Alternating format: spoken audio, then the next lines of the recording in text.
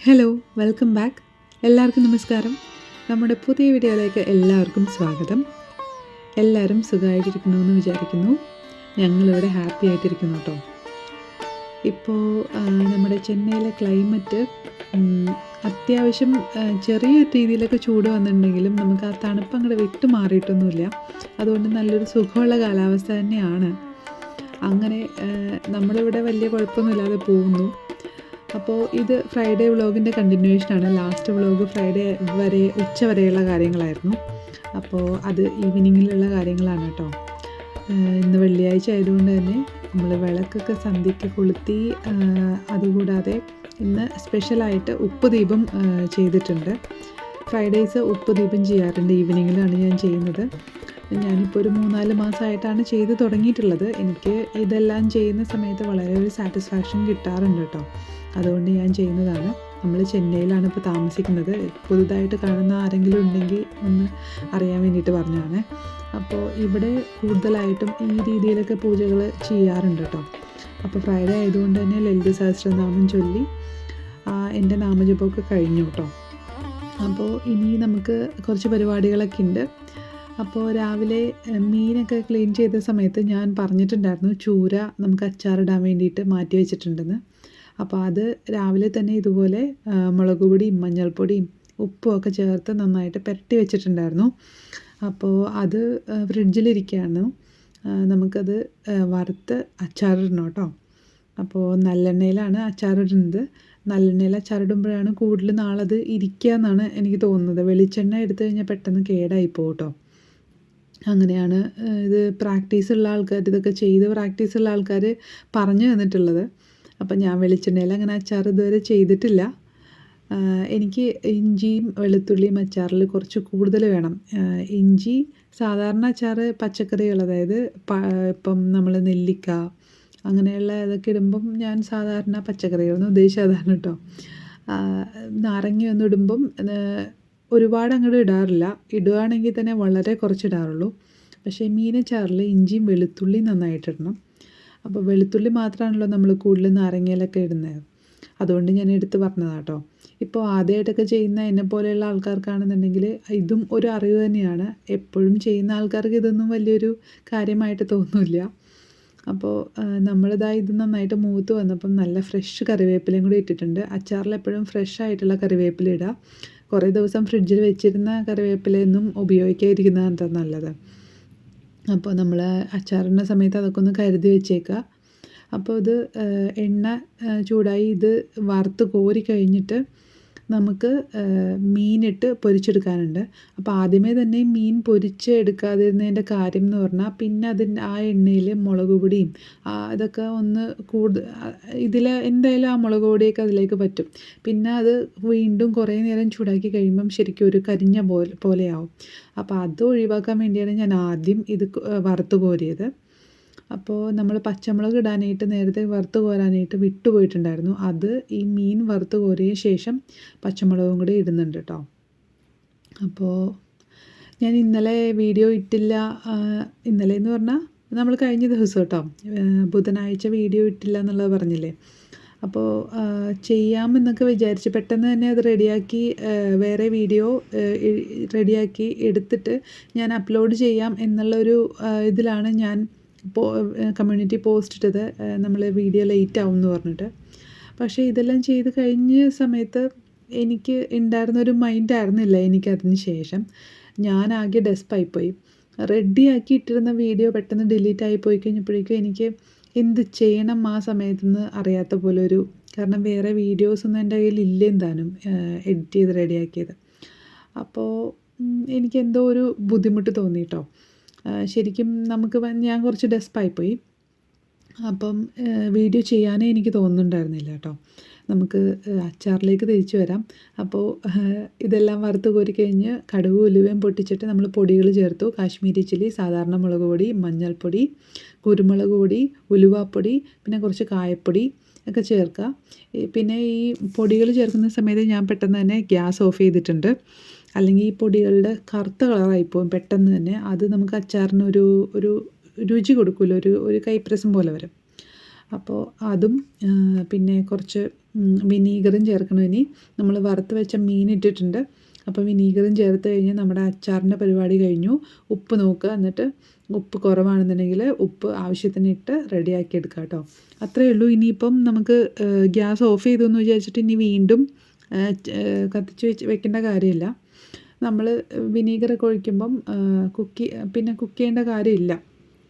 നല്ല ചൂടായിരിക്കുകയാണ് ഉരുളി. അപ്പോൾ അതിന് പ്രത്യേകിച്ച് ഇനി പ്രത്യേകമായിട്ട് ചൂടാക്കേണ്ട കാര്യമില്ല. നന്നായിട്ട് തന്നെ ചൂടായിട്ടുണ്ട്. അപ്പോൾ നമ്മുടെ അച്ചാർ റെഡി ആയിട്ടുണ്ട്.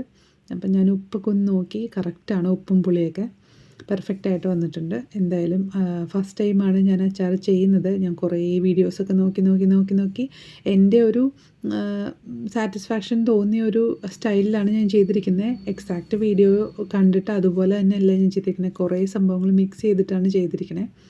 അപ്പോൾ എങ്ങനെ ഉണ്ടായിരുന്നു എന്നുള്ളത് എനിക്കൊരു എങ്ങനെ ഉണ്ടാവും എന്നുള്ളത് എനിക്കൊരു ആകാംക്ഷയായിരുന്നു. പക്ഷേ നല്ല ടേസ്റ്റ് ഉണ്ടായിരുന്നു അച്ചാറിന്. ഞാൻ പ്രതീക്ഷിച്ചതിലൊക്കെ നല്ല ടേസ്റ്റായിട്ട് വന്നിട്ടുണ്ട്.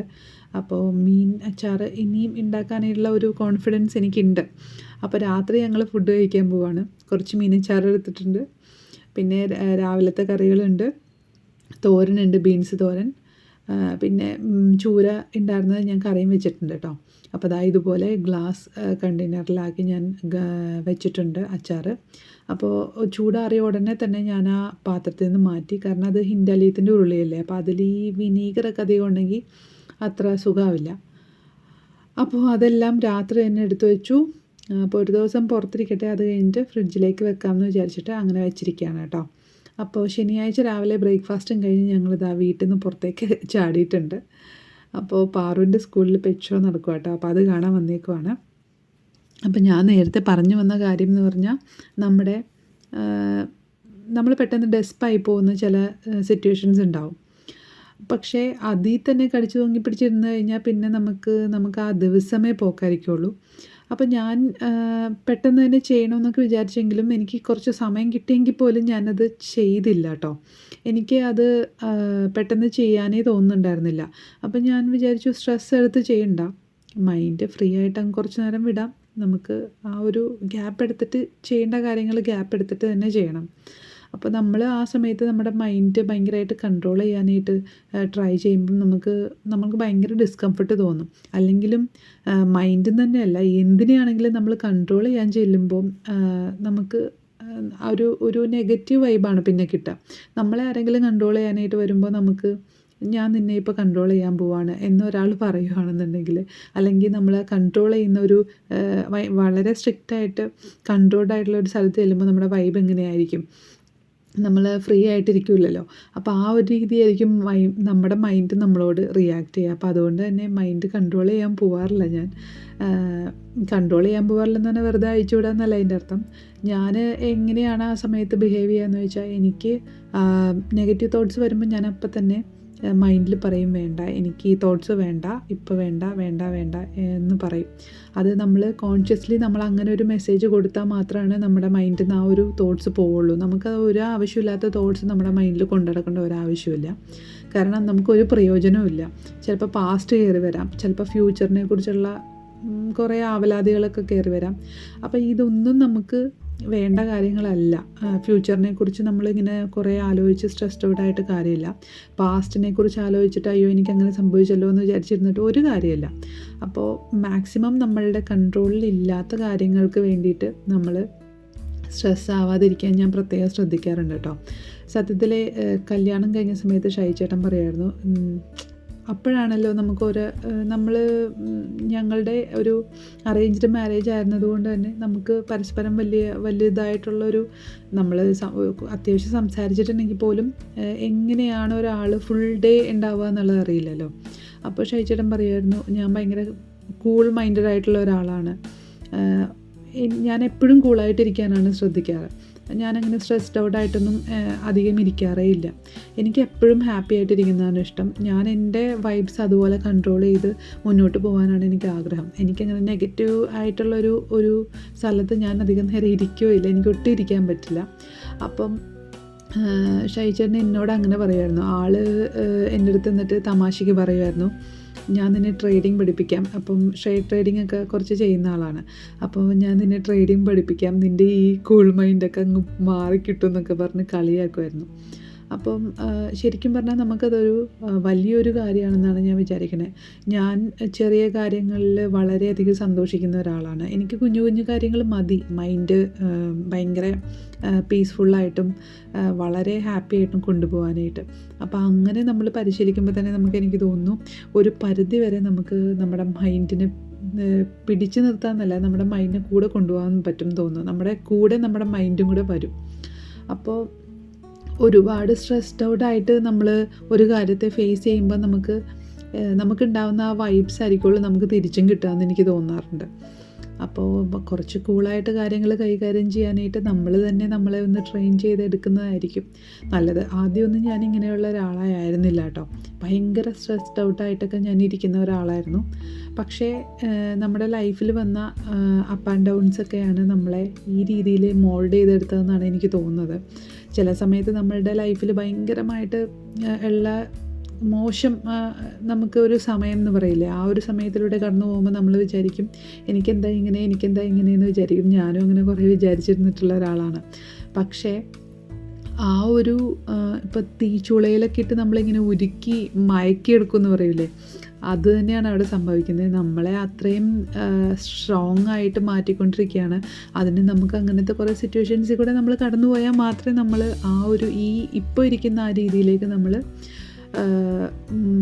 നമ്മളൊരു മികച്ച ഒരു നമ്മളായിട്ട് മാറി വരുള്ളൂ എന്ന് ദൈവത്തിനറിയാം. അപ്പോൾ അതുകൊണ്ടാണ് അങ്ങനത്തെ കാര്യങ്ങളിലൂടെയൊക്കെ നമ്മൾ കടന്നു പോകുന്നതെന്ന് നമ്മൾ പിന്നെ ഇരുന്ന് ചിന്തിക്കും. അപ്പോൾ അതാണ് ഞാൻ ഉദ്ദേശിച്ചത്. ഈ നമ്മുടെ മൈൻഡിനെ നമ്മളെക്കാളും ഏറ്റവും നന്നായിട്ട് അറിയാവുന്ന വേറെ ആരും ഈ ലോകത്തിലില്ല. അപ്പോൾ നമുക്കാണ് അത് ഏറ്റവും നന്നായിട്ട് മാനേജ് ചെയ്യാൻ പറ്റുക. അപ്പോൾ അതുകൊണ്ട് തന്നെ നമ്മൾ വളരെ ബുദ്ധിപരമായിട്ട് ഒരു കൈകാര്യം ചെയ്യേണ്ട ഒന്നാണ് എന്നെനിക്ക് പലപ്പോഴും തോന്നിയിട്ടുണ്ട്. കാരണം കുഞ്ഞു കുഞ്ഞു കാര്യങ്ങൾ മതി അത് ഡിസ്റ്റർബ്ഡ് ആവാനും ഹാപ്പി ആവാനും. അപ്പോൾ ഏറ്റവും ഹാപ്പി ആയിട്ടിരിക്കാനായിട്ടുള്ള കാര്യങ്ങൾ നമ്മൾ തന്നെ കോൺഷ്യസ്ലി കണ്ടെത്തുക, ഹാപ്പി ആയിട്ടിരിക്കുക. നെഗറ്റീവ് തോട്ട്സ് വരുമ്പോൾ അപ്പം തന്നെ പറഞ്ഞേക്കാം ഒരു ബിഗ് നോ. അപ്പം തന്നെ നമ്മളൊരു ട്രിഗർ കൊടുത്തു കഴിയുമ്പോൾ അത് പയ്യെ പയ്യെ മാറിക്കോളും. വീണ്ടും വീണ്ടും വരുമെങ്കിലും വീണ്ടും വീണ്ടും നമ്മൾ പറഞ്ഞുകൊണ്ടിരിക്കുക. അങ്ങനെയാണ് കേട്ടോ എനിക്ക് തോന്നാറ്. അപ്പോൾ ഞങ്ങളിത് അത് കഴിഞ്ഞിട്ടൊരു ബിരിയാണിയും കഴിച്ച് വീട്ടിൽ പോവാണ്. അപ്പോൾ ഇന്നത്തെ വീഡിയോ വൈൻഡപ്പ് ചെയ്യാണ് കേട്ടോ. അപ്പോൾ വീഡിയോ ഇഷ്ടപ്പെടുവാണെങ്കിൽ സപ്പോർട്ട് ചെയ്യുക, സബ്സ്ക്രൈബ് ചെയ്യുക. ആദ്യമായിട്ട് കാണുന്നുണ്ടെങ്കിൽ നമ്മുടെ ചാനൽ ഇഷ്ടപ്പെടുവാണെങ്കിൽ ഉറപ്പായിട്ടും സബ്സ്ക്രൈബ് ചെയ്യണം കേട്ടോ. ലൈക്ക് ചെയ്യാനായിട്ട് എല്ലാവരും മറന്നു പോകുന്നുണ്ട്, ലൈക്ക് ചെയ്യണം. അപ്പോൾ ഇന്നത്തെ വീഡിയോ വൈൻഡപ്പ് ചെയ്യാണ്. Thank you so much. By.